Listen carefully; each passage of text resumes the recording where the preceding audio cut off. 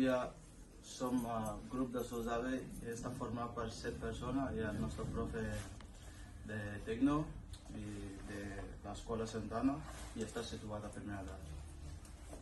La nostra missió primària consisteix en un grup de sensors que mesuren la temperatura, la pressió, l'humitat i l'altitud i gràcies a un oscil·loscopi podem mesurar també l'angle i l'acceleració.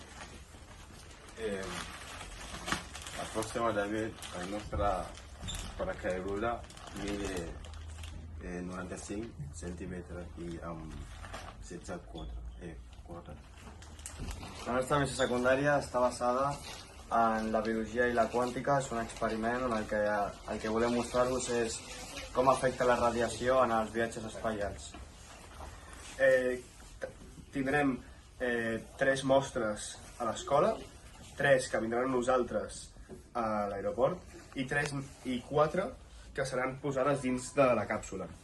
2 d'elles d'espirulina, una a dalt perquè li pugui afectar la llum solar, una a baix per veure-ho. Després tindrem una mostra de llevat i una de bactèries per poder detectar diferents elements durant el vol. I aquesta és la nostra carcassa, que hem decidit fer-la amb impressora 3D, que la tenim per aquí. Hem decidit fer-ho amb impressora 3D, ja que considerem que el PLA, que és el material amb què hem fet la nostra carcassa, és un material resistent i ens aguantarà molt durant aquest vol.